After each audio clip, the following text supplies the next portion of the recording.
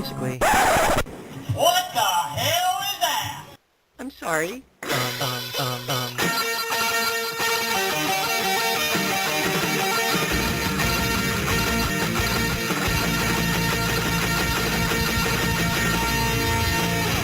Well...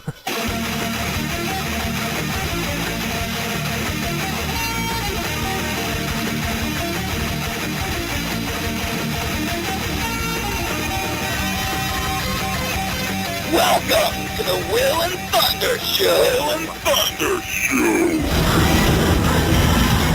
Ridiculous, ridiculous, ridiculous, ridiculous, ridiculous, ridiculous. Welcome to the Will and Thunder Show. Our guests are here. We're gonna go ahead and bring them in, say hi to them, and then we're gonna play one of their songs real quick. Welcome to the Will and Thunder Show. How you doing? Hi, well and you? We're doing good. Welcome to the Will and Thunder Show, guys. Welcome to this side of the world, man. Great to have you guys on, man.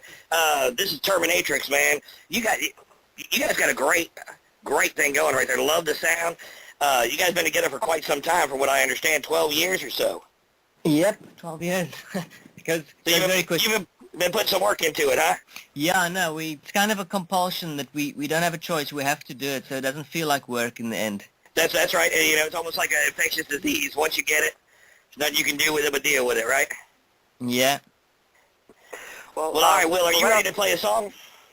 Yeah, right off the bat, we're gonna play the song "Holy" off of their album Shadow, which awesome song, and then we'll be right back with Terminatrix. Well, all right, well, let's go ahead and play the song real quick, and then we'll come back and we'll get into this interview, man, and get to know you guys and let the United States hear a little bit about you guys. Well, thanks.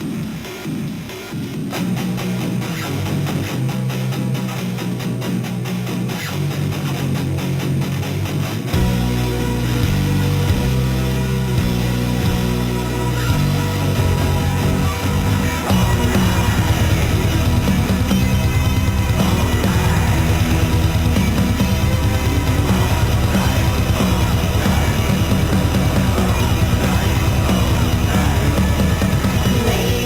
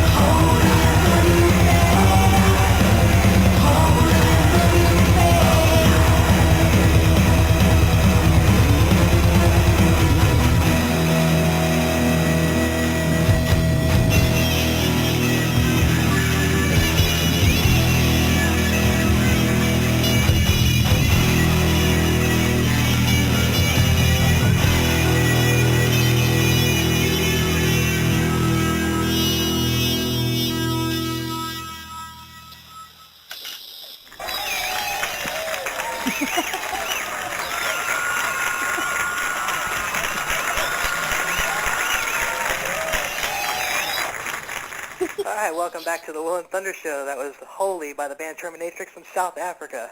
And it should be noted that this is the first band with a female singer. Actually, you're the first female guest that we've ever had, period. Should be noted. Yeah. I wanted to say, the reason I picked that song is one of the ones that I wanted to play is because that song stuck in my head after I listened to the album a couple times when I reviewed it. It stuck in my head, and it kept me up because I couldn't get it out of my head. Oh, that's good. Yeah. Planted the earworm. Yes. That's right, planted the earworm, that's right. So I just did myself a favor and got it stuck in there again. We're happy to hear that. Yeah, that's when you know you got a great song, is if it gets stuck in somebody's head. So when I wrote the blog piece about your band there, it was talking about the Horror Fest, South African Horror Fest. Could you tell us a little bit about that? Because, I mean, did it only go for those 2 years, or is that now an annual thing? We actually started with the South African Horror Fest in 2005, so this year we are having our 10th year anniversary. Nice. And yeah, and it's sort of year on year it built, and it just became popular, and time went by so quickly. We can't believe that we're actually 10 years going. And yeah, we're planning, hopefully planning a very nice big event for this year's Horror Fest. And Awesome. just like our music, it's a horror festival is also very much an alternative thing, and we keep busy mainly with anything that's alternative. We don't really do much mainstream stuff. So these things, they kind of they overlap very easily. That's how we do our live soundtrack performances with the Macabre Ensemble as well. See, that's awesome, and I can relate to that. I've been in music since I was about 4 years old, and horror films has always been a big thing in my life. I actually went to school and took film and video production, learning special effects and things just because of that. I mean, I wanted to learn, how do they do this? How do they make, someone look like they get their arm cut off? Or, it was just those cool little tricks and trades of the film industry. And it still is that same kind of artistic kind of feel to both, both genres right there. And especially with your type of music right there. You guys have that nice dark, kind of eerie feel to it. I can see where that works well together. Yeah, we actually I'm not sure if you perhaps saw the video for one of our songs called Virus from our debut album. Very much inspired by a movie that Paul and I both love, American Werewolf in London. And the whole wolf transformation was very much inspired by that. And it started out as just a teaser for Horror Fest, a little trailer teaser. And then, luckily for us, the company that did the effects on that wanted to expand it, and we got a very nice music video out of it as well. That's awesome. Now, American Werewolf in London is the one you talked about. That's the original one, not the remake years later. The American Werewolf in Paris. The original, yeah. Well, kind of a tie-in right there. My cousin, she's a musician as well. She lives in L.A. She's touring right now. Her first husband was in American Werewolf in Paris. Oh, wow. Cool. Yeah, I mean, that's just a crazy tie-in right there, but yeah. Yeah.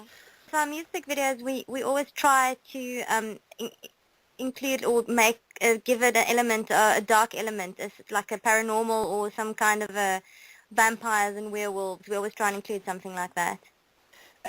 Excellent. Yeah. Go ahead, Will.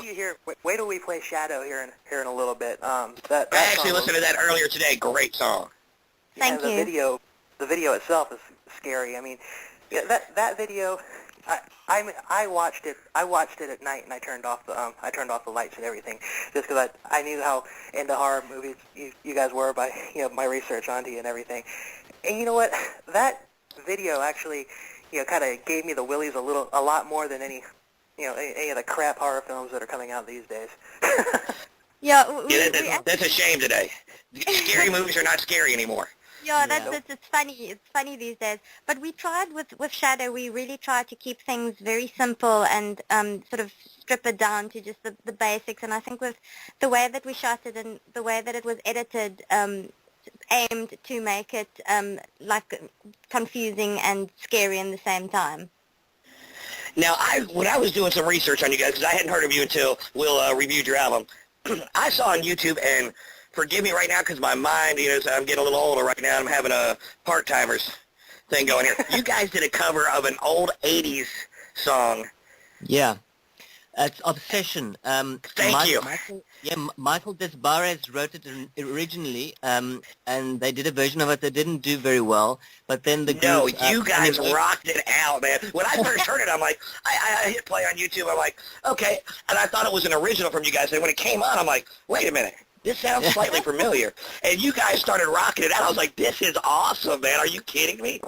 One of my favorite bands right now in the U.S. is Disturbed. and on all of their albums, they usually throw a cover on there. Yeah. And and it's nice to hear where you could take an old 80s song that was poppy on the radio, and you throw some crunch guitar and some good drums and some great vocals behind it, and be like, that should have been a rock song. Yeah. Yeah. I mean, two of the original members of Animotion, they actually contacted us. Because one of the guys, I think his nephew or his cousin, sent him the video clip, and they saw it and they thought it was great, and they actually went through the trouble to contact us and tell us they thought we did a great job, and they sent it to the rest of the band, and they all love it. So that's quite a nice compliment. Oh, absolutely. I mean, that's a pat on the back. I mean, that's what you want right there. When you take somebody or something that you dig to a point, and you're like, oh, look, let me add a little something to it, and they come back, you'd be like, that's awesome. I mean, you got to love that. Got to love it. Yeah. Yeah, we were very happy. We were very chuffed with that. Well, who would have thought that Joan Baez's Diamonds and Rust would be turned into such an awesome metal song by Judas Priest? Yeah, yeah. I mean, it's So you guys have been together for 12 years. How did that happen? How did you guys come to meet each other? I mean, were you guys friends from school, or was this just something that you guys were out playing in the bars and kind of pieced it together? No, my band VOD, Voice of Destruction. That the band started in 1986, and then in the mid-90s we went across to Europe to record for our German label, and we did a tour with Catatonia and In the Woods, band from Sweden and one from Norway. So I came back to South Africa about 97, 98, and then I met Sonja in 2000 at a big rock festival, and we hit it off right there. And about 2 years later, Sonja, I mean, I wasn't doing any kind of band-related stuff. I mean, I was a bit saturated touring Europe and living in London for a couple of years. So then Sonja said she'd be interested to do just for fun, do some kind of in South Africa, you don't really get hardcore bands with female vocalists. So she wanted to do something that's a bit heavier than just regular rock and incorporate some kind of electronic element as well. And I was interested to do that because I had a bit of a side project that I just kept busy with called Fate. And it just grew from there. We chatted about it. We thought of a name, and I wrote a song just as a sort of a tester, and then it actually sounded pretty cool. Yeah, I think the thing that gave us momentum when we started out, South Africa at that stage had very few really alternative, and when I say alternative, it's sort of goth electronic bands. And a promoter was bringing over a band from Germany called Diary of Dreams. I was actually quite a big fan of them, and I think because we were one of the few bands doing that type of a thing, they booked us to tour with them in South Africa. And we hadn't had any, well, I'd never had any experience before. That my first live gigs was supporting an international band in South Africa on tour. So I think that was the thing that gave us a little bit of momentum and some scope. Yeah, because I mean, if you just do it yourself and no one else hears it, you don't really know if anyone would like it. So we actually went out and we played live. Some people thought it was terrible. Some people thought it was fantastic. So you can never please everyone. So that's just the attitude we've always had. We just if we're happy with it, there will be some other people out there that will be happy with it.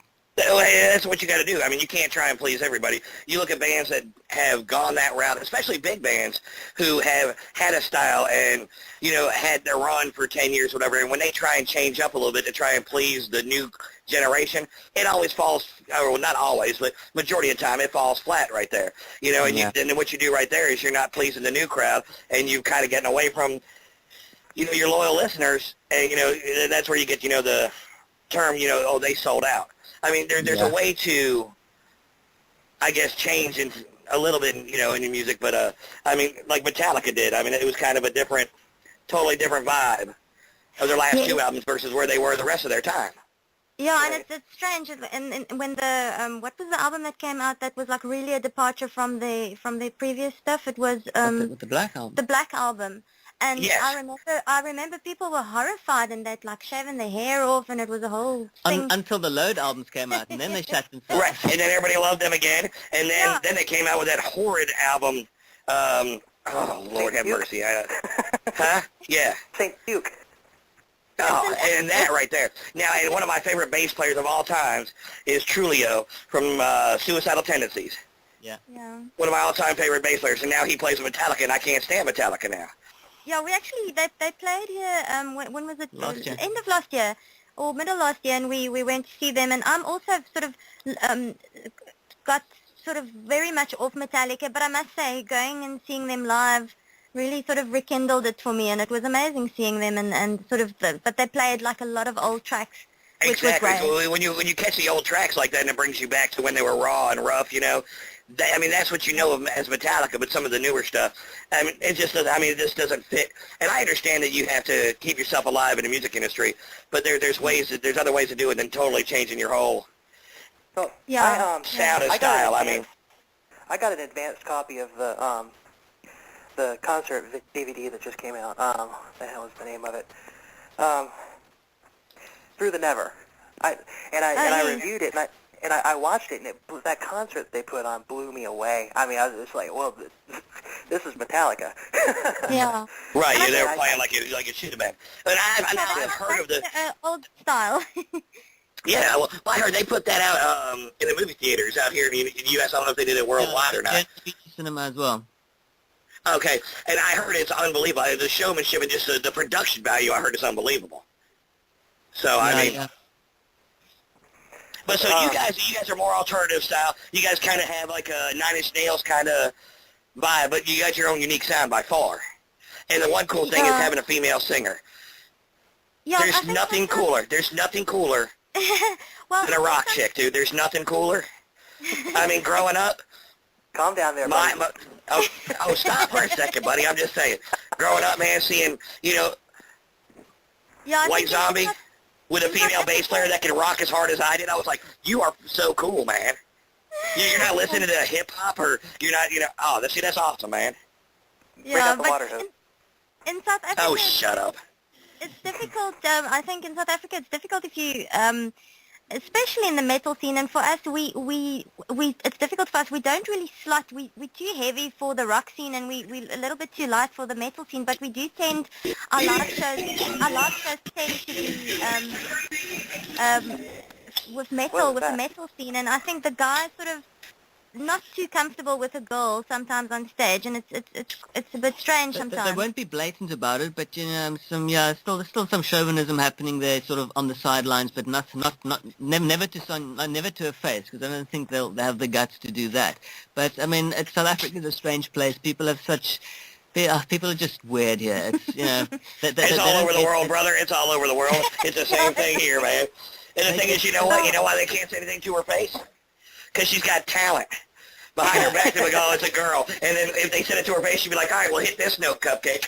Go ahead and try this one. You know what? When you got it, you got it. That's simple as that. Thanks so much. Well, I do think that Terminatryx would do well here in the United States. Do you has the album? Do you have any way of knowing how many units have been sold and where? No, not yet. Not yet. No, I mean that's our main problem. Is just to try and reach beyond South Africa. That is our main aim with this album. Is just to get it out to other parts of the world where people actually would really grasp what we're doing. Well, that's the beauty of Twitter. Yeah, that's right. It's the beauty of radio stations like this right here, because this is what we do. What we want to do is take bands from not just the United States, but bands that are, I mean, you guys have been together for 12 years, so you're established. But you might not have that arm to reach out to the United States, or your arm to reach out to some people who don't have the time, you know, to look up themselves. And we found so many great bands in different styles and genres. It's really cool, and this is kind of the way Will and I are, you know, keeping our music career alive for right now.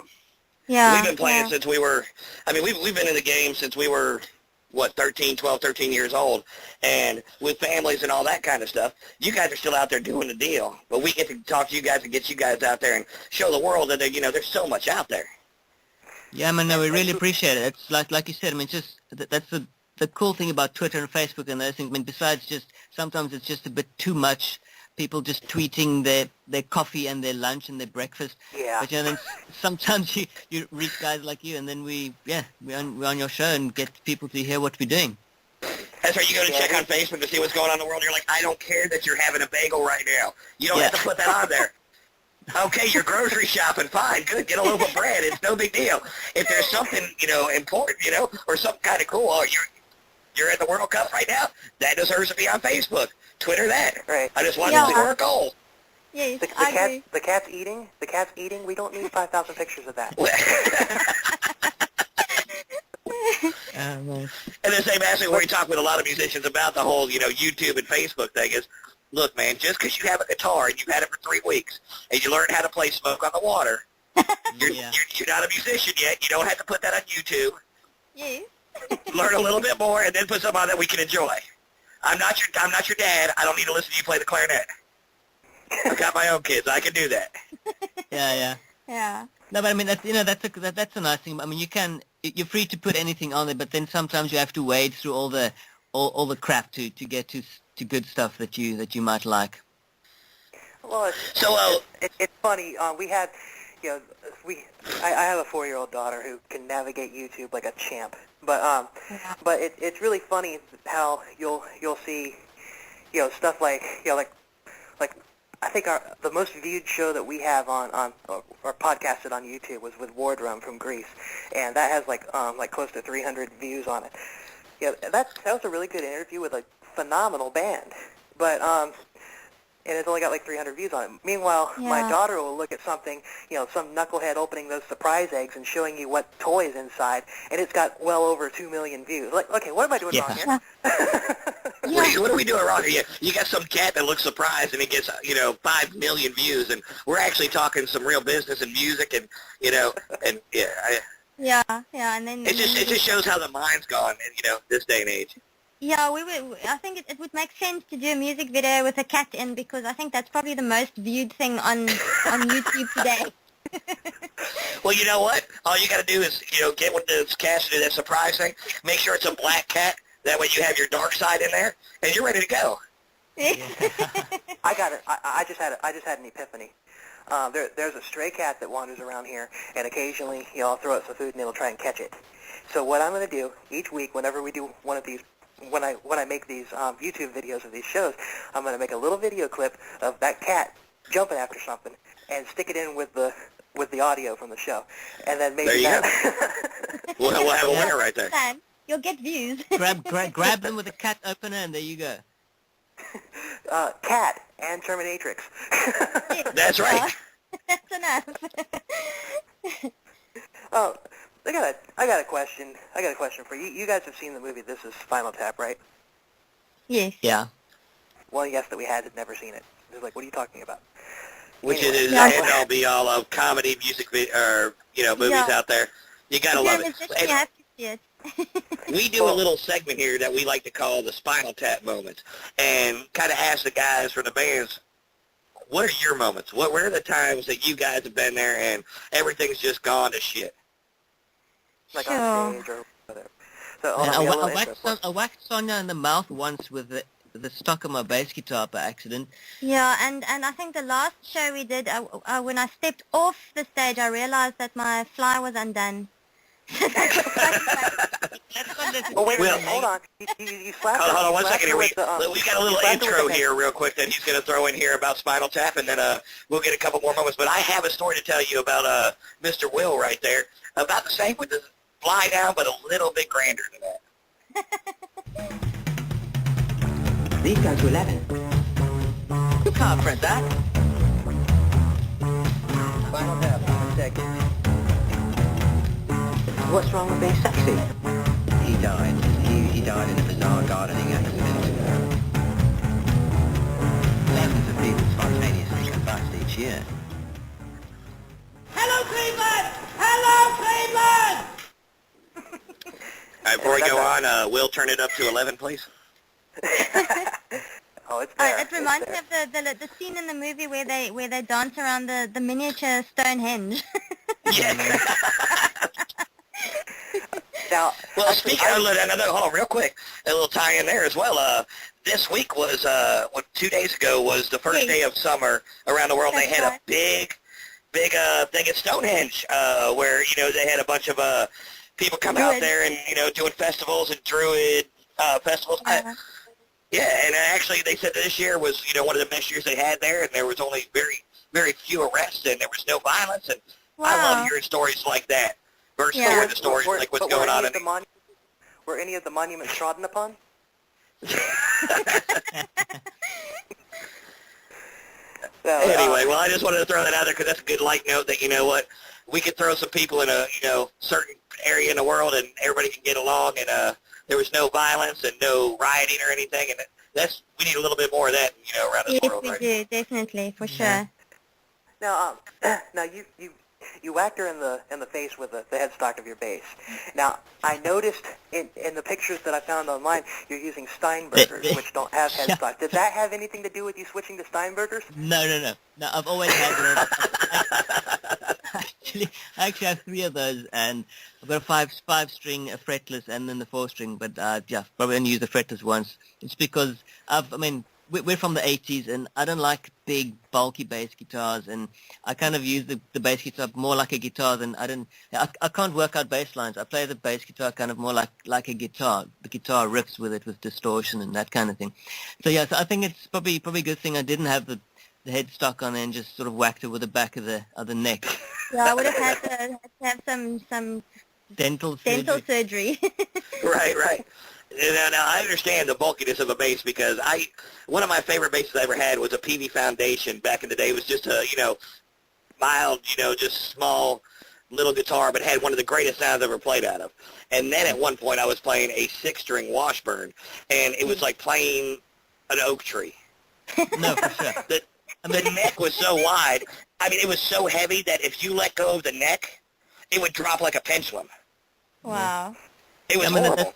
But I love my PV bass, man. PV and Ibanez. The nice, small, easy necks to play on, nice and smooth, low action. Love it, man. Those big Fender guitars. Just the wood and the size, just the resonance you get from that. Obviously, you get a much richer, deeper sound out of it. But but for the nature of our music, it's not really necessary because we've got programming in there. We've got some stuff and little. More electrical sound to it, more. Also, you're not looking for that deep resonating bass. You're not slapping the guitar or anything like that. So, Yep. I can understand that. And I've played a Steinberger before, and getting used to that takes some time without having that rest.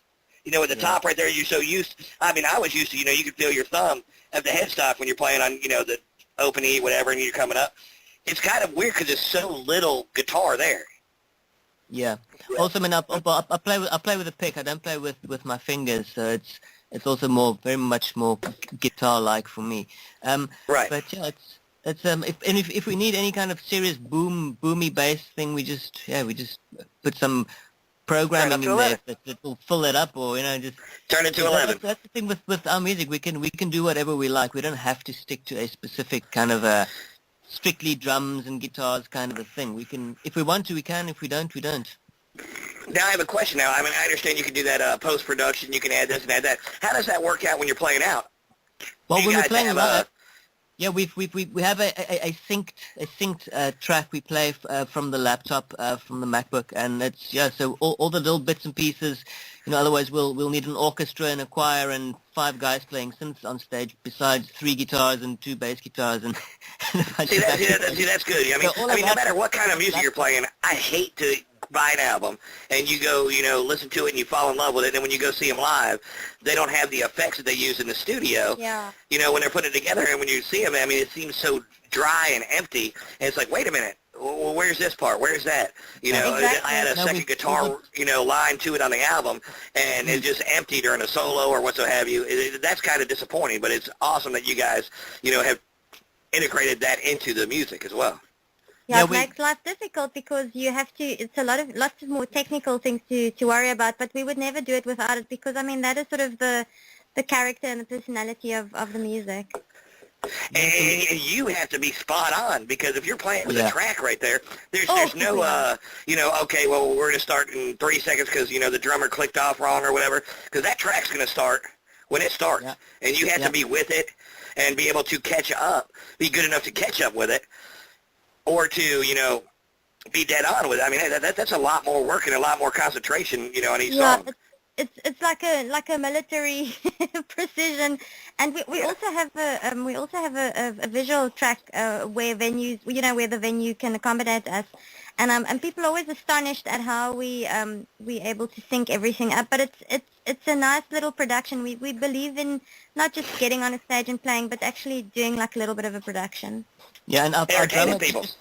just for syncing up. I mean, we've got all the loops and the orchestration and all the extra bits that we need. We have on the track, and our drummer's got in-ear monitors, so he follows that. So if often he's saved us when our regular monitors in front screws up, then our drummer at least has it in his ear, and then we just follow him. So yeah, sometimes it's a bit daunting, but yeah, we definitely want to have it as close to the album as possible.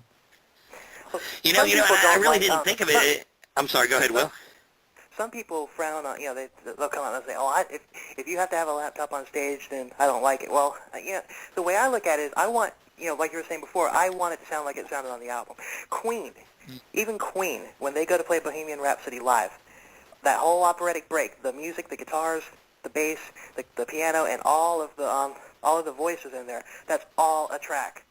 Yeah. If you go see Queen in concert, I just want it to sound like it. Yeah, I mean, especially if you think about if a band like Queen has to do that, it's just the practicality of it. And I mean, it would be nice to have like a bunch of session people to join you on stage and do some of those things on stage. But just also logistically, it's a nightmare. Exactly. Financially, you can't do it. You cannot have a choir with you every time you play a show. I mean, it's understandable if you're doing it in big cities like New York, or you're having a big show that's going to be filmed in L.A., or in one of the big cities in South Africa for you guys. I mean, it's a difference there that you could maybe bring in the production to do it that way if it's being filmed or something. But if you're doing it day to day, one day you're in Cleveland and one day you're in Wisconsin or whatever, you're bringing the music in there, but it's not logistically or financially possible without charging people $250 a ticket to come see you guys play your music. No, I mean, and it's so strange because with our other project that we do, the Macabre Ensemble, we perform the soundtrack to a silent movie, and it's exactly the opposite. We have nothing. We just perform it, and it's quite a different dynamic. Yeah. Will, write that down real quick. I don't have a pen in front of me right now. All right, so you guys do another project where you guys are playing music to silent movies? Yeah. That is so awesome right there. You know how much fun that would be right there, just to give the dynamic. Now, I'm a big fan of film from all genres, especially silent film. But to take like an old silent film, even like an old Charlie Chaplin film, and put some newer music to it. I mean, you've got the old crank style, ding, ding, ding, ding, ding, ding, going on. But to do some newer stuff to that to give it more pop. Yeah, we normally do a horror film. We've done Nosferatu. We've done the Cabinet of Dr. Lon Chaney stuff, and we've done most of the classics. That's awesome. Yeah, and it's just so amazing, and it's so different from the Terminatryx stuff that we do.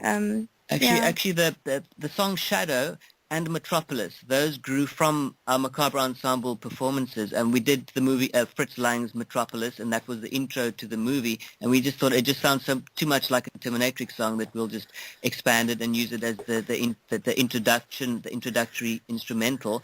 And then for Shadow was for Jekyll and Hyde, Dr. Jekyll and Mr. Hyde. And one of my favorite stories of all times. Yes. So that song is directly flowed from there, and we just expanded it and sort of made it a bit more Terminatrix, and yeah. Which one was Metropolis? What movie? Sorry? Metropolis? Fritz Lang? Our intro song on the album Metropolis.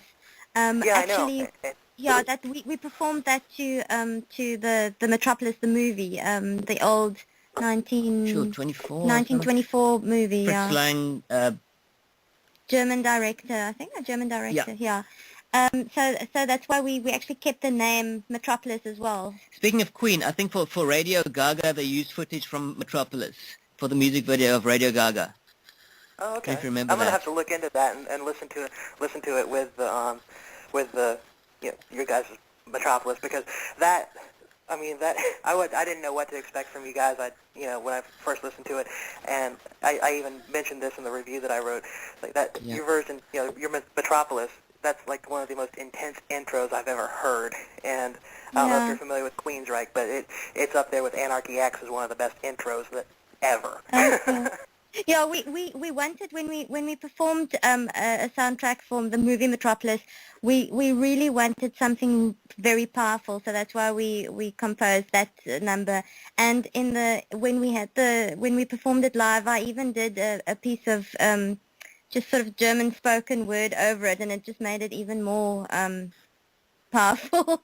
It was very nice to perform it to the movie. It worked really nicely. You know what you need to do? You need to do a production of the Wizard of Oz with Pink Floyd's Dark Side of the Moon. Yeah, I heard about that. I haven't tried it yet. I haven't tried it yet either. I haven't either yet, but they say that it's minute to minute a match. I mean, the whole way there. But it'd be cool to hear somebody with a little darker side to do something like that to give it a little more punch to it. But can you imagine? So now, go ahead. Can you imagine hearing Dark Side of the Moon played like in deep, dark, industrial heavy metal? Wow. Are you kidding me? That could really work. It actually really would. Yeah. So you guys been together 12 years. You guys got together at, you guys met each other at a music festival and got things rolling here. What is your guys' music inspiration? What got you guys into the whole idea of being a musician in the first place? I think for me it was probably, well, I grew up, I was born in 1970, so, and my dad worked at the SABC, the South African Broadcasting Corporation, and he was a radio guy, and he always brought albums back home and 7 singles, and we really just, my brother and I, my 2 brothers, we sort of gravitated towards the glam rock type of stuff like Mud and Mungo Jerry and those kinds of things. And just sort of guitar-based stuff that I always loved. And then sort of in about 1980, a friend of ours down the road, we discovered his Kiss records. So then I think that really started it, and I just wanted to play drums from there on. But then, yeah, that's how I just wanted to play in a band. Even if it's started a little garage band with my 2 brothers. And then, yeah, sort of in the late 90s, I just migrated to bass guitar and then guitar and anything else that I can sort of fool my way around. Yeah, I think for me, wanting to be in a band or a musician was more the theatrics of it. I think I always loved. I remember when I was in what would A be? It would be like primary school. We had a poster of Kiss in our in one of our classrooms, and just seeing that was. I'm not a big fan of Kiss. I appreciate them, but just the way they looked for me at that time was so impressive, and I think the whole theatrics of it. Just I always wanted to do it for the theatrics of it. I understand that. And you know what? And speaking of looks, you guys have a fantastic look right there. I mean, thank you. You know what I'm saying? And is it you that has the braids on the back of the head, or is that the guitar player? No, that's Patrick, our guitar player. That is the coolest haircut ever. Wish I could pull that off now. Now I'm getting old and I'm getting thin on the top. I could go ahead and grow the back out long. And I used to have hair down to my ass back in the day. Yeah. But now it's getting thin up front. You know, I'm getting older. I'm like, look, I can pull that off right there.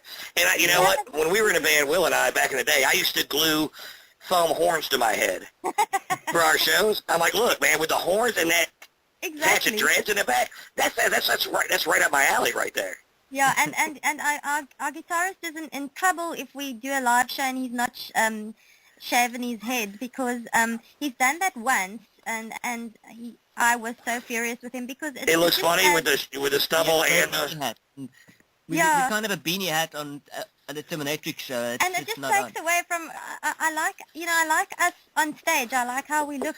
And I think that he adds a lot to that. And I was like really, really ticked off at him for not being lazy and not shaving his head. So well, I'll tell you one thing. You guys have a look of one of my favorite all-time horror movies. Ooh. And if you can say it right now, it's the greatest evil guy ever. Hellraiser? Absolutely. Oh, yes, I love the long leather, the kind of cape look and stuff. Look, that's what rocks right there. And Pinhead is the evilest bad guy of all times. He makes Darth Vader look like a pussy. Yeah, no, completely. I think it's the second movie where the little statue's there with all the people, and you've got the little guy who's running the nightclub, and he comes out, and all he says is there on the steps is, and now it begins. And the fish hooks and chains start going. You're a badass, dude. You win. He's the best horror guy of all times. Huh? Let's go ahead and break right now. Let's play another song. Yeah, we'll play Shadow. Sure. And because I've been wanting to hear that song too. Absolutely. The three that I chose are like my hands down favorites of the album. I listened to the album like 4 times. So, Wow. So this is Shadow by Terminatryx, and we'll be right back on the Will and Thunder Show. Sure.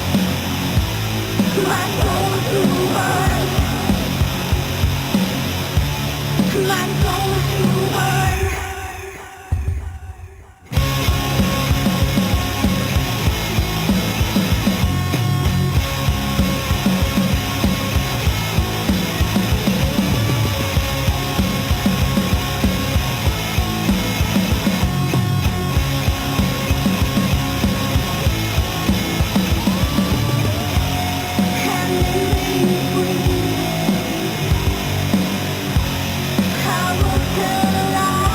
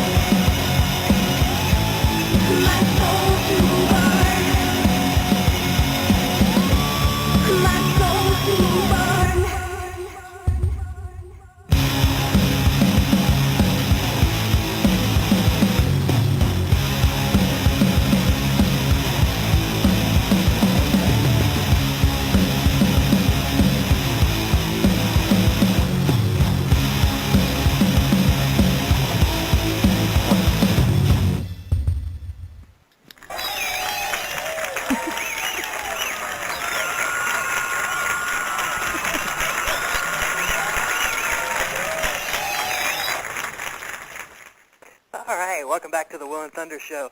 That was Terminatryx with the song Shadow, and our studio audience loves you guys. Can you tell? I love that. They love you. They really love you.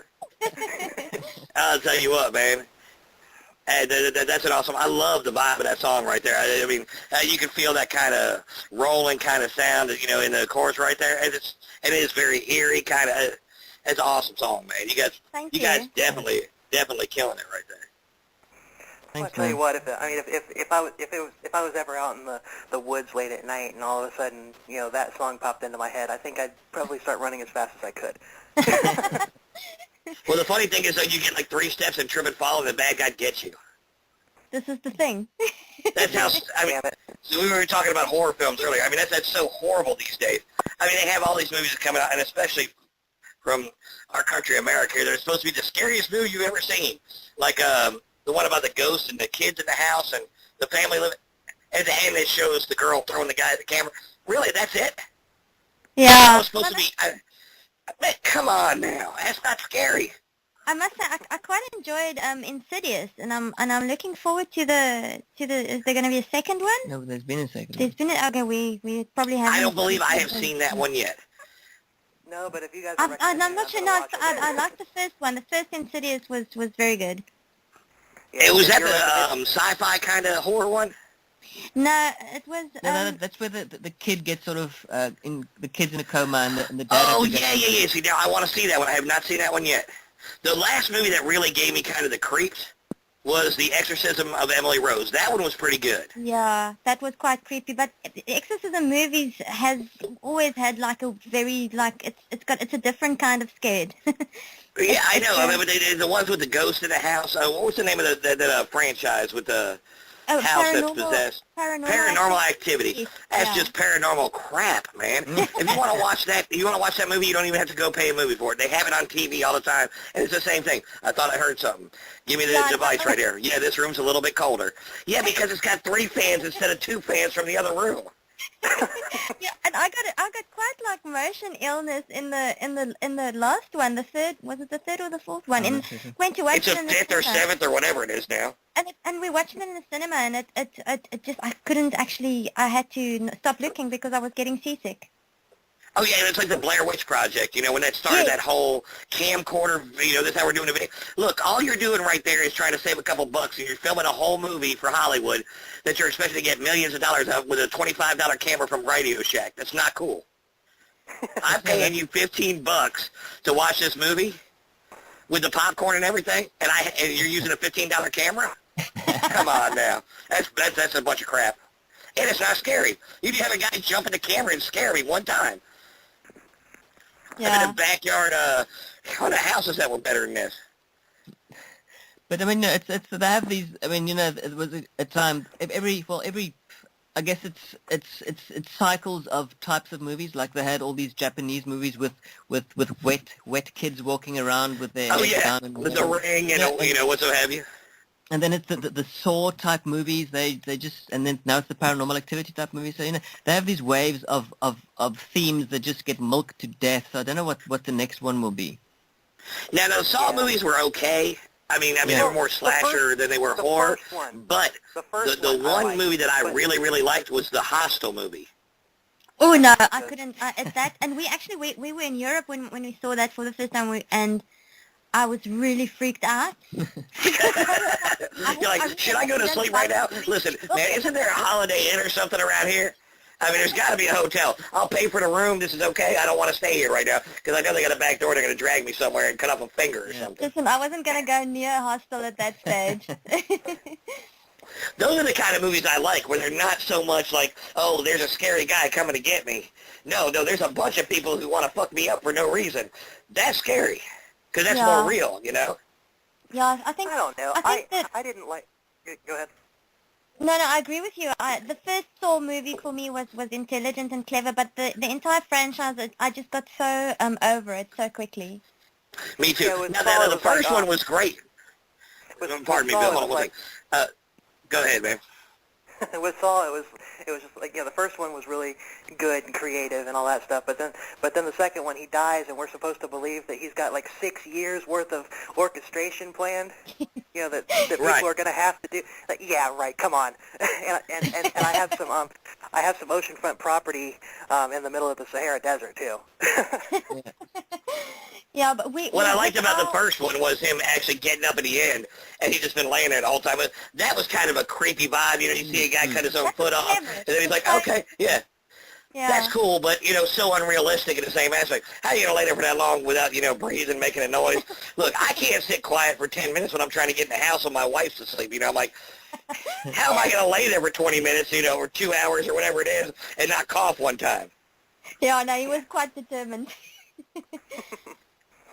But with the horror fest that we do, we've got a actually have a section of it that's a competition, and we give a prize to the best short film that we receive, and we've got an international section as well, and we always get the most amazing short films from countries like Spain, and some of them are so brilliant. Innovative movies. Yeah, you wish that these people would get funding to do a feature or to expand it. Full-length film, yeah. So great.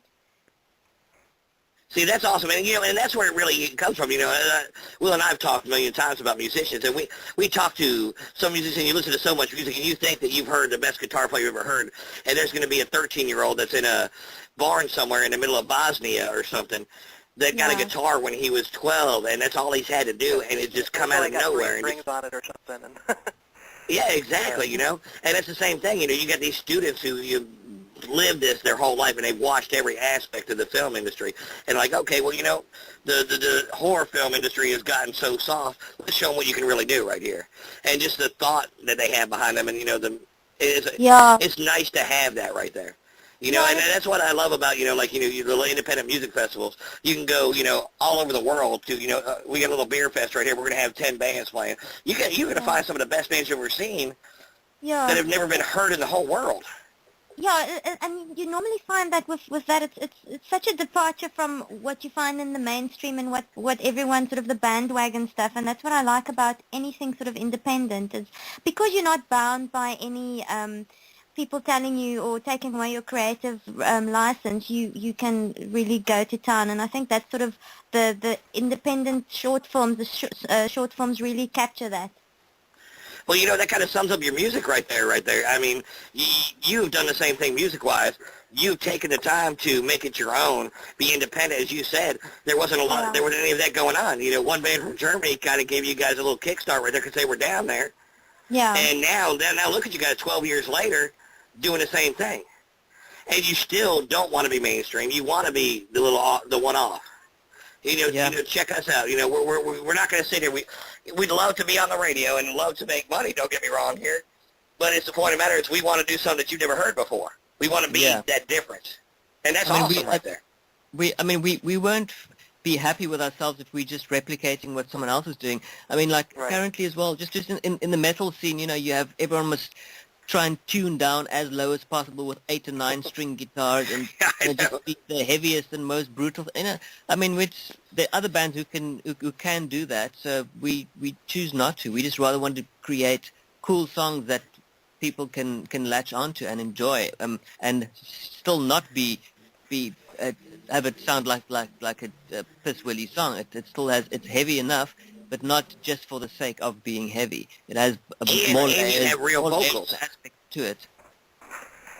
Well, for example, if I ever bought a 7-string guitar, I would tune that top string. I wouldn't tune it way down to B. I'd tune it to D, just so that I wouldn't need 2 guitars, so that I would, in case I have a song that's done in drop D. Because about half the stuff that I write's in drop D, but I don't want to go any deeper than that, Yeah.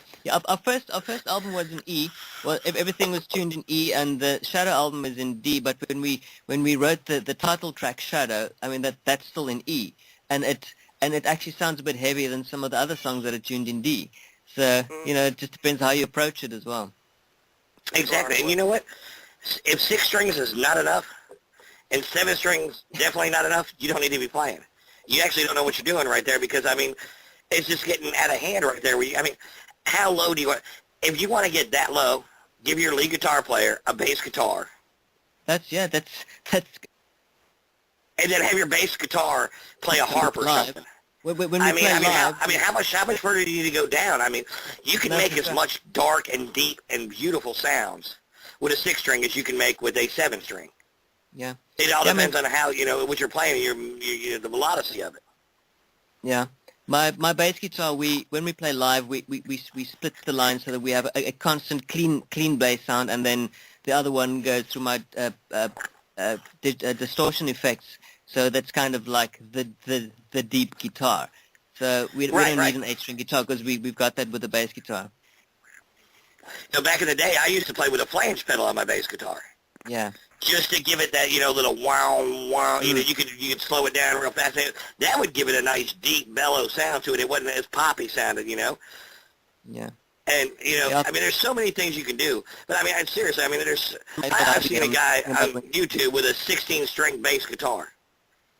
And he can play the Mario theme on it. Well, I'm glad you can do that. I hope you have a great career writing songs for video games. Hey, now, one of my favorite bass players has a 12-string bass. Well, he used to play a 12-string bass. That would be Doug Pinnick from King's X. Well, you know what? That's fine. You know what? And you want to play it like that? That's fine. I mean, I give me a 4-string bass guitar, and I'll hang with a lot of people. No, that's for sure. You don't need, sometimes people overcomplicate things, and, it's sometimes less is more, and if it's effective enough to get the point across, you don't need to labor it and just go crazy. Right. Well, for example, like I mentioned Doug Pinnick there, I mean, when he was in King's X was a trio, but they sounded like they were at least a 4-piece, with two guitars, and the reason being is because, while Doug's bass had the low end on it, it also had a mid and a higher, on each string. It had 2 octaves on each string, so they kind of filled it out. That's how they were able to be a trio with such a big sound, especially live. Yeah. I was just wondering. I mean, if because it seems like you guys are really into your music, and it also seems like you guys are really into the production end of videos and movies and whatnot. Let's say somebody came to you and said one or the other. You're gonna excel. You're gonna be wickedly successful at one or the other. Which would it be? Yeah, that would be incredibly difficult. Yeah. That would be like picking between your children. Yeah. Yes, exactly. Yeah, I think that the two for me go hand in hand. I can't sort of imagine the one without the other. It would be an impossible choice for me. Yeah. I wouldn't be able to. No, me neither. Sorry. That's what I was looking for, an honest answer. Yeah. Yeah, no, it's just not. It would be incomplete. The one would be incomplete without the other. Definitely. Now, you guys were... All right, well, your new album, Shadow, you guys, well, not new album, I mean, your album, Shadow, that just come out. Are you guys releasing this in the United States? Or is this strictly Europe or Africa, or... Well, it's just currently it's available on iTunes and Bandcamp, and so whoever can access it can access it.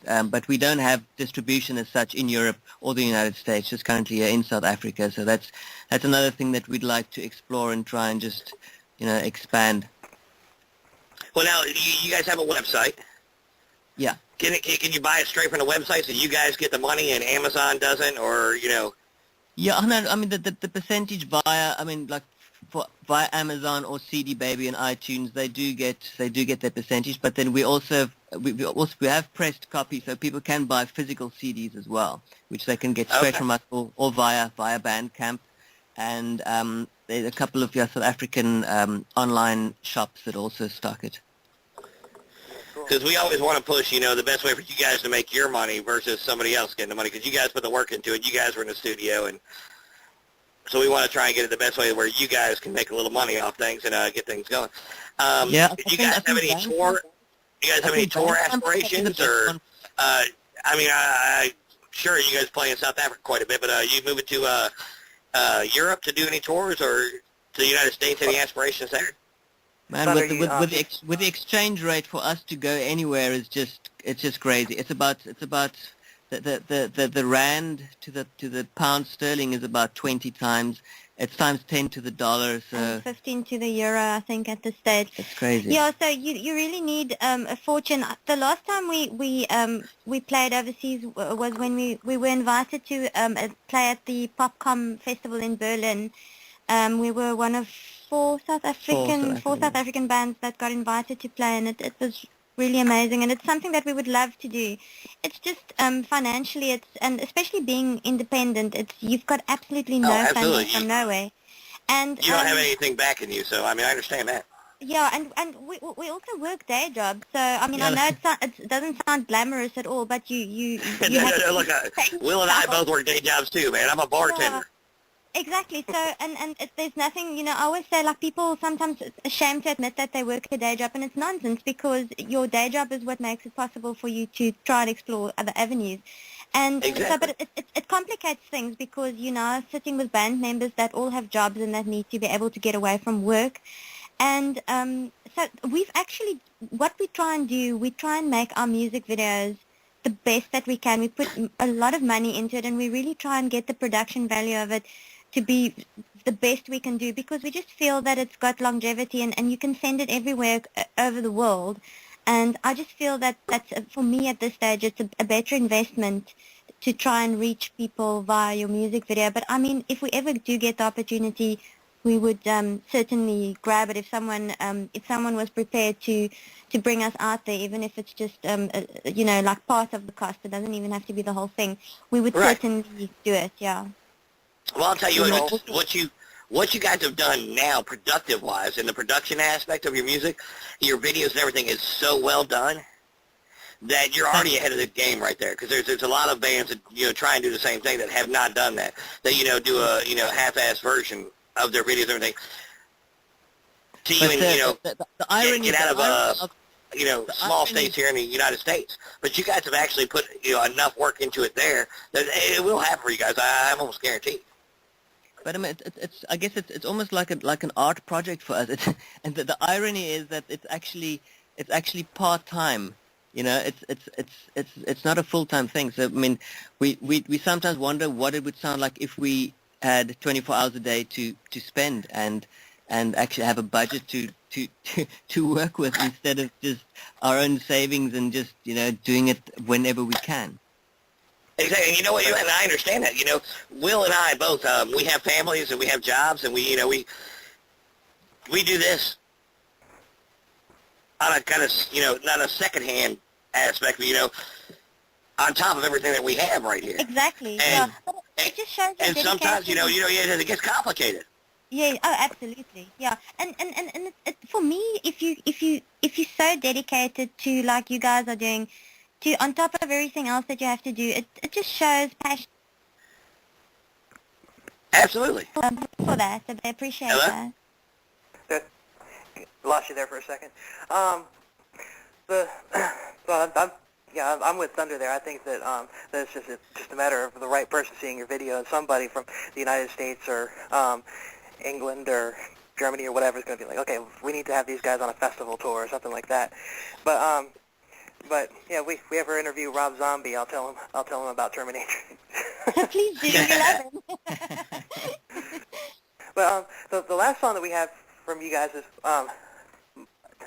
it's the one that's in the different language. How do you pronounce that? Machine. Oh, that's how it's pronounced. Oh, okay. Yeah, it's machine. It's Afrikaans of machine. Okay, so it's the song that you're referring to, yeah. Yeah, I knew it was translated to machine, but I didn't know that was how it was pronounced. Well, you told me the other day that this had a little bit of a meaning behind the word right there. And what is the meaning of machine? I mean, Will, you were telling me that it had a bunch of different meanings right there. Well, they're better equipped to tell that story than I am. Explain the idea of machine right there. And I know that it has, the meanings here in the United States, machine is, engine or a group of people who are trying to, follow through on an idea. You get the machine going right there. Is it the same idea? No. For us, it's the literal meaning of machine. So it's the song is sort of a post-apocalyptic kind of a Terminator thing. Where machines taking over the world, Man creating machine and machine destroying man. Yeah, so it's Okay, the literal meaning like the Terminator, like the Terminator. Hello? Hi, can you hear us? Yes, Yeah, I yes. can hear you. Okay, Yeah, I so, think, so the idea of this is, the world being taken over kind of like technology-wise. That's Yeah. right, yes. Man losing Okay. grip of his own creation. Like it's already doing right now. I can't get my kids to get up and change the channel on the TV. They're like, where's the remote? I'm like, hey, it doesn't matter. There's a button up there. Go ahead and do that. Yeah. I used to have to do that with a little knob right there. Yes. But anyway, all right, well, we're going to play Machine from Terminatrix right now, and we'll be back to talk to you guys in just a minute.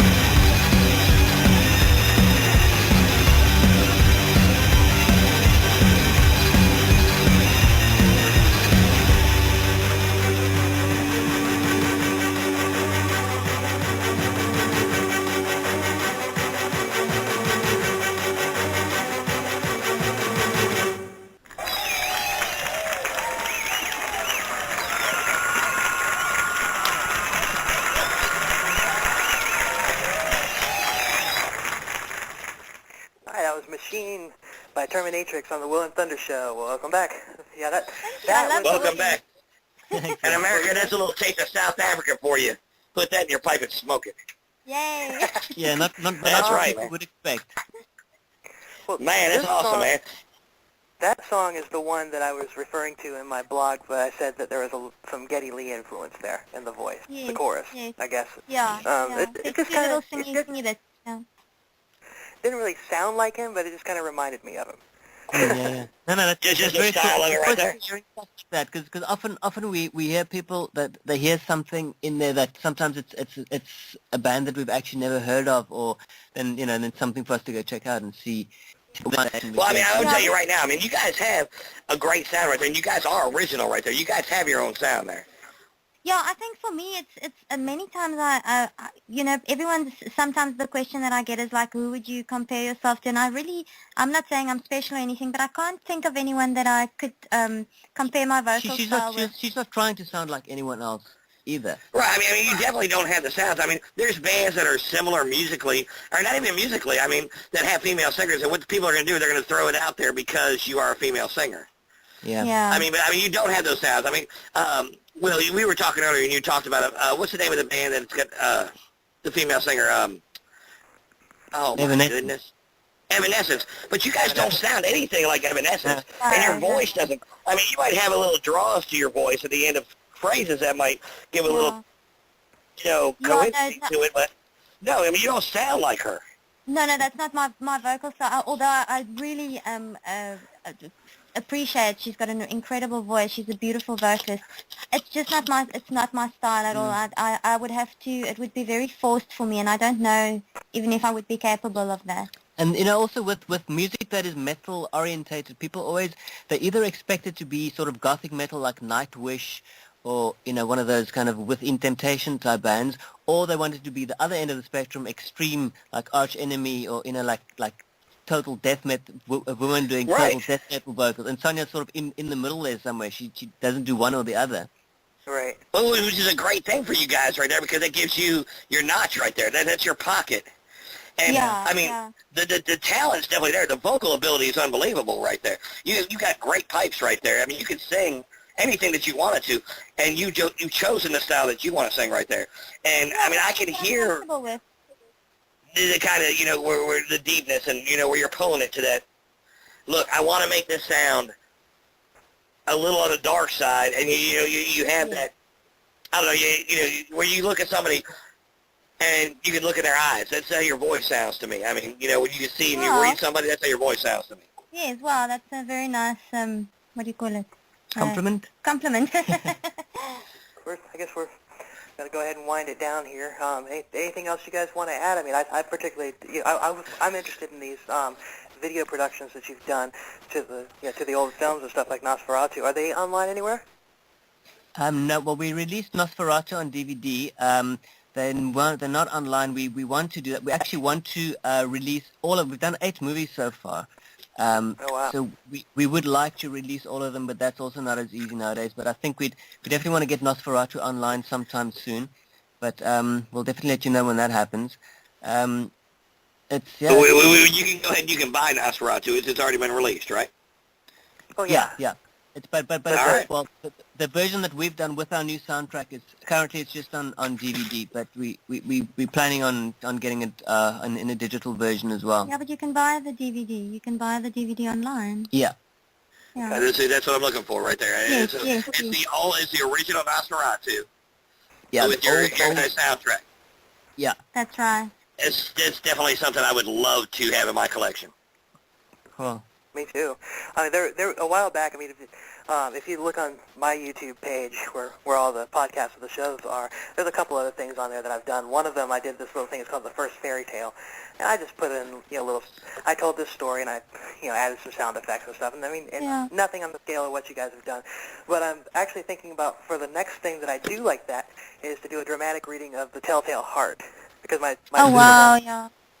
my pseudonym there is William Telltale, and a lot of people, the Telltale Heart, yeah, it is. That's where it came from. But, but I've always thought that, I've always actually wanted to do that. I've heard in my head a reading, basically how I would do it, and I'm probably going to be starting that here sometime soon, at least practicing the reading of the story, and then I'll probably record it, and hopefully have it out around Halloween. Wow, that sounds amazing. It's a fantastic story. Yeah, it is, and if you tell it right, it'll scare the crap out of you. Oh, absolutely. Yeah. The Nosferatu video is available on your website, correct? Yeah, it's via people can order it. They can order it straight from us if they want to. Otherwise, there's another website, oneworld.co.za, where they can order it, or there's Kalahari.com. And I think it might be on takealot.com as well. It's online stores here in South Africa. Very cool. Well, we'll get that. We'll definitely get that on the web page right there to where they can find it. This is something I'm very interested in right there, because I'm, as I said, big in horror movies, especially the old ones, Yeah. And it'd be awesome to see. I mean, as I said, I've watched lots of silent movies, the horror movies back, and the music was okay. They only had so much to work with back then. And now to hear something a little deeper, darker, with a little electric behind it, I can't even imagine how much more vivid the images will be. Yeah. We actually... Oh, sorry. Sorry, because what they usually do with these old releases, they just take sort of some kind of public domain music and they slap it on there. So it never really fits the scenes. But because that's what we do, we split each scene up, and we write the music for each scene. And we have collaborative friends that do this with us. So it's myself and Sonja, and another guy, Simon and Sean. They're from a group called Lark. And a friend of ours, Matthijs, who plays violin, the guy who played violin on the track Outcast on our Shadow album. So we split it up into scenes, and each of us just work on it and create something different. So it's also not just the same person doing the music across the board. So it's got quite a nice varied feel to it. Yeah, and we actually performed, we were invited twice to the biggest music festival in South Africa is called Opikopi, and we were invited there twice, and the one year we performed as the Macabre Ensemble, and the one year we performed Hexen, and... No, it was Machista in Hell. Oh, sorry, it was Machista in Hell, and we actually had, like, people headbanging to Matthijs playing violin. Nice. You know how cool that is right there? Yes. Obviously, you guys know because you were there, but I mean, that is awesome right there. Yes, yeah. Look, I want to thank you guys for being on today. Man, unbelievable. I mean, you guys are so humble, man, and you guys rock, man, and we appreciate you guys being on the show, man. Thank you so very much. Thanks for reaching out to us and putting us on, yeah. Well, you know what? Music is the one thing that is worldwide right there. It doesn't matter if you're in Africa or if you're in England. You could be in Sudan or you could be in the United States. An E chord is an E chord. Absolutely. It's the one thing that doesn't change right there. Yeah. Just as long as it's not rap or Justin Bieber. That's right. Good Lord. God bless America. And we're sorry if you guys have ever seen Justin Bieber. He's from He's Canada. Canadian, so. Blame Canada. Yeah, exactly. Thank you. That's right. He's Canadian, not ours. We tried to give him away during the Olympics right there, but that didn't work out because the Americans didn't win the damn ice hockey match, sons of bitches. Anyway, now I have a question for you guys. You guys are from a country who really, really loves soccer. Yep. We're in the World Cup right now. Yeah. How are you guys doing? I don't know. I know America's going to the second round. Personally, I cannot stand soccer, so I don't follow it. So Okay, well then fine. Then never mind then. It's okay. That's fine. Yeah, we don't even know if they qualified. I think if it was rugby, it would have been a different thing, but soccer is not South really... Africa never qualified. I don't watch soccer. I watch American football. Right. Which we call football. I mean, I know, which makes no sense because they barely use their feet. But I was watching I watched because the America's doing, they're doing better than they should have been. So I was kind of keeping up with it just a little bit. But yeah, no, I think if as long as you guys don't know and you guys don't care, that's fine. That's fine. I mean, yeah. I think if we had a team in, I don't think we have a team in. I'm sure we don't. Like when we had it in South Africa, our team was in the match. It was in the competition, and I think we followed it a little bit more just because our team was in there. Because it was in South Africa. And we didn't have much of a choice because the stadium is like half a mile away from our doorstep. oh, damn it, man. So you have to deal with it anyway. Yeah. You don't have to be a fan. Oh, that's horrible. We had to hear the vuvuzela sound every night. So, it's like you're like, I'm going to go to the grocery store and I'm going to grab something to eat. And like, yay, okay, go team. All right. I need something to eat. Well, I can remember years ago, back in the 90s, when World Cup soccer came to the United States, where they had like some of the matches here, and I was living in Florida at the time, and they actually in Orlando, which is about 45 minutes from where I lived, hosted a game at the Citrus Bowl there, and I went just to experience it. I'm a very open-minded person. I'll try anything once as long as okay, whatever. Well, I went to this and I was just like I was bored. Oh, shame. I was bored. I was like okay. Yeah. Around. And you know what it reminded me of? Because I'd never really, I'd seen it on TV. I knew what soccer was, played it in school and stuff like that. But it reminded me of watching a group of kittens swat a little wad of paper around. Yeah. I think if it was kittens, at least it would have had a cute factor. Yeah. That's true, and it would get 5 I don't million think on YouTube. Chickens aren't cute. They just taste good. And the kittens don't fall over and hold their legs when. Oh, you said kittens. You said kittens. I thought you said chickens. I said kittens taste good. All right, that was really bad. Okay, listen, we don't eat kittens in America. I promise you.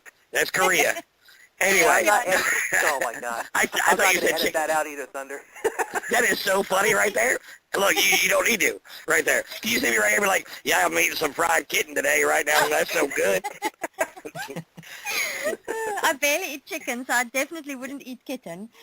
I wouldn't eat kittens either. I mean, look, I'm not, look, we're not that bad in America. I know the rest of the world thinks that we're just mongrels right here, but no, we don't eat kittens. No. God bless America. I'm glad I heard the end of that conversation right there, because that would have been really bad, you know. Oh man, you would have left us thinking very weird things about I South know. Africa. You're like, we're gonna stay here in South America. We don't even want our music over there. Them kitten-eating sons of bitches. Feathers, not fur. Feathers, not fur. That's what we eat. Goodness. No, we have I'm this. glad I cleared that up. Yeah, We thank have this goodness. fast food.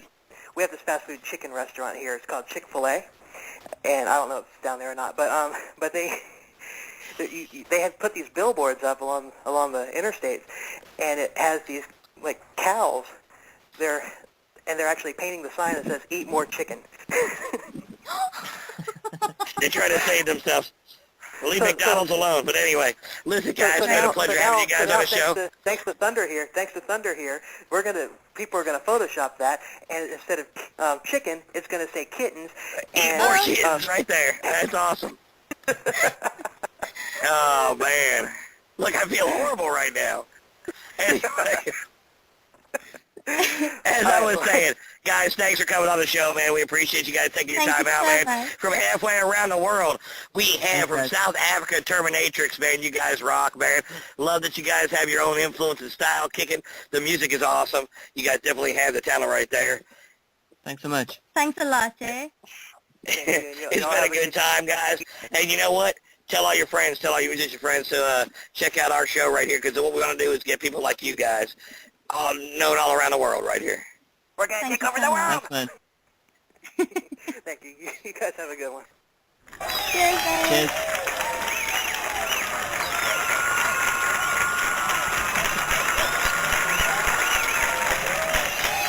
Thank you for listening to the Will and Thunder Show. The band that's going to take us out is Beyond the Fade from Charlotte, North Carolina. You can find them at Beyond the Fade at Twitter and also at Facebook, Beyond the Fade. The song's called Lights Out, and they're going to take us out.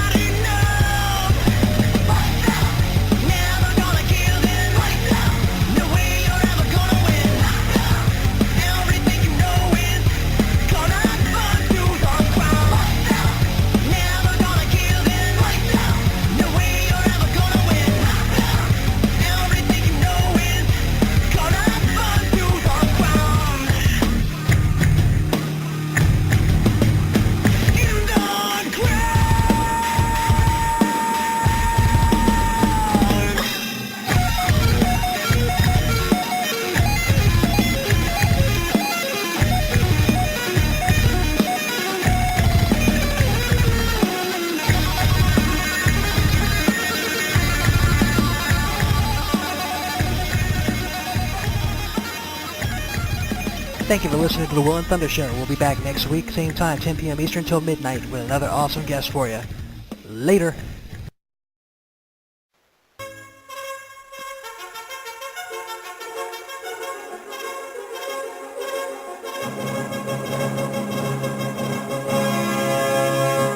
Basically.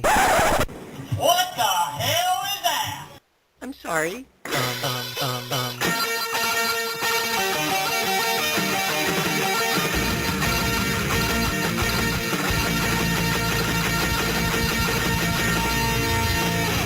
Well...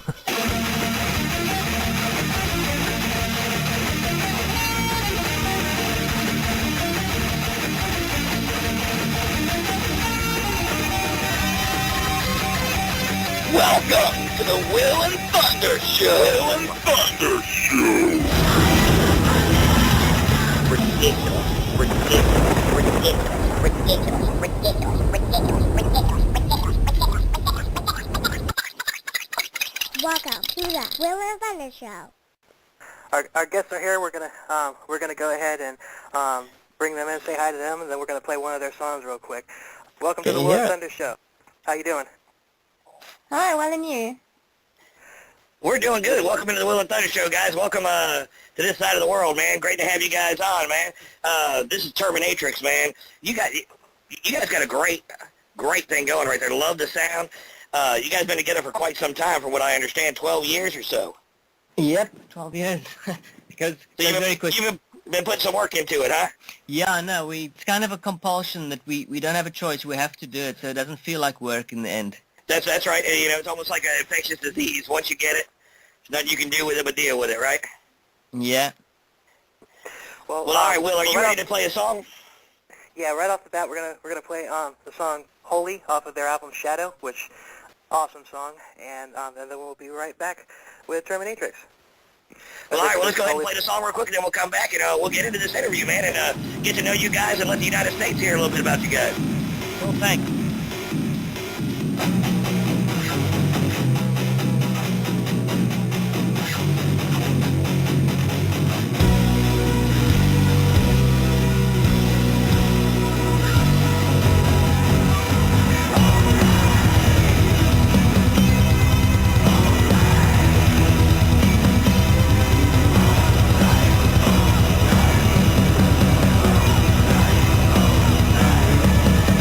Lay